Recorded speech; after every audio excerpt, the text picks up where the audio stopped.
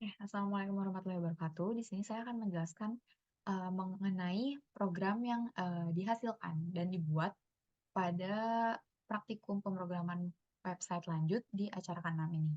Nah, di acara K6 ini, pemrograman yang dibuat itu adalah dengan menggunakan API GeoJSON Services.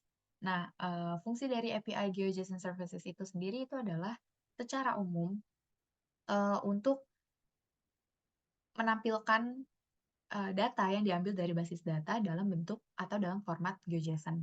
Nah, di sini untuk source code-nya sendiri yang perlu diatur untuk dalam mengakses komponen API GeoJSON Services itu yang pertama adalah pada API.php. Nah, pada API.php ini dilakukan penambahan root, di mana penambahan root ini adalah untuk memanggil metode dari metode GeoJSON yang dinyatakan pada bagian index.blade.php ini. Nah, di API PHP sendiri itu pembuatan namanya untuk masing-masing metode pemanggilan GeoJSON atau pengkonversian GeoJSON itu adalah dengan API points, API polylines, dan juga API polygon. Nah, untuk melihat source code konversinya, kita bisa lihat di bagian index. Di sini ada GeoJSON point. Ini untuk menyatakan sekaligus mengkonversi data-data yang dimuat dalam database itu dalam bentuk GeoJSON. Di sini ada data titik. Nah, masing-masing digunakan dan diterapkan pada data GeoJSON polyline dan juga polygon dengan source code yang sama seperti ini. Jadi ini ada pemanggilan nama juga dan juga deskripsi.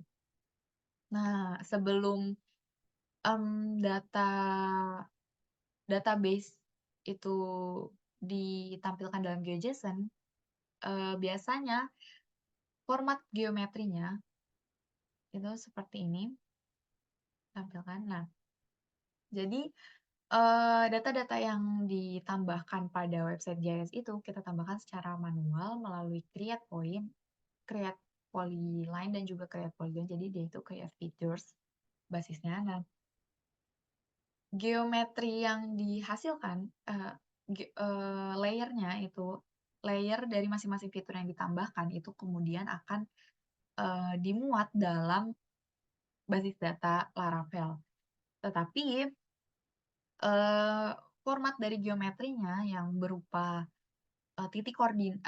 koordinat itu biasanya dia itu dalam bentuk WKB. Maka dari itu kita perlu mengkonversi format geografi tersebut dari WKB menjadi GeoJSON agar kemudian masing-masing fiturnya itu dapat ditampilkan melalui pemanggilan API. Karena secara umum pemanggilan API yang digunakan di sini itu adalah dengan format GeoJSON, sehingga masing-masing fitur yang ditampilkan itu harus diseragamkan menjadi dalam format GeoJSON. Kemudian selanjutnya, setelah melakukan pernyataan dan konversi GeoJSON-nya, di sini juga ada pendeklarasian nama yang tadi dipanggil dalam root, ada API points, di sini ada juga polyline dan juga polygon. Namun isi dari source code-nya itu sama. Lalu di sini ada di bagian points di sini.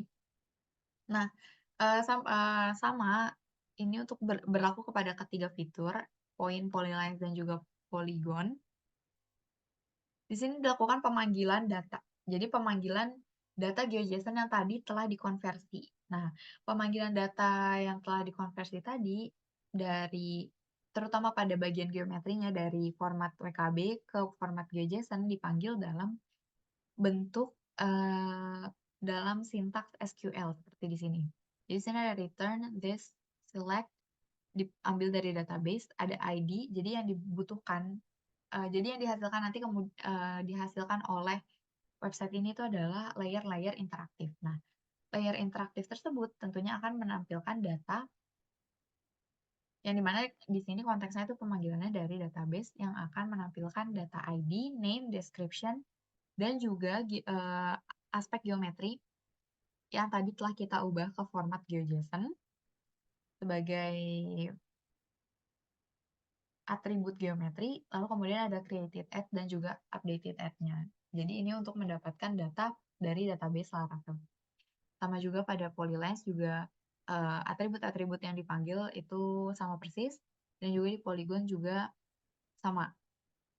Nah, yang terakhir itu ada di bagian point controller, di mana di sini point controller itu untuk menampilkan layernya. Jadi dia itu untuk mengambil modal-modal yang tadi telah dideklarasikan. Nah, di sini itu ada deklarasi poin dan juga di sini ada polyline-nya, sama persis juga, dan yang terakhir di sini ada poligonnya.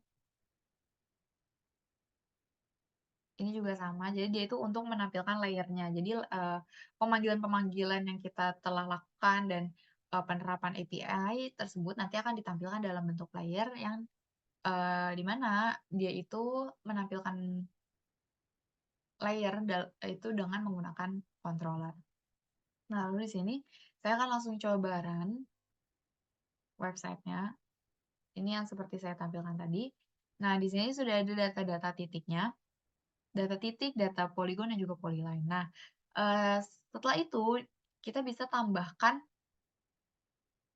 layer controller-nya di sini. Karena tadi telah dilakukan, eee, deklarasi API, maka di sini sekarang layer-nya itu dapat diatur.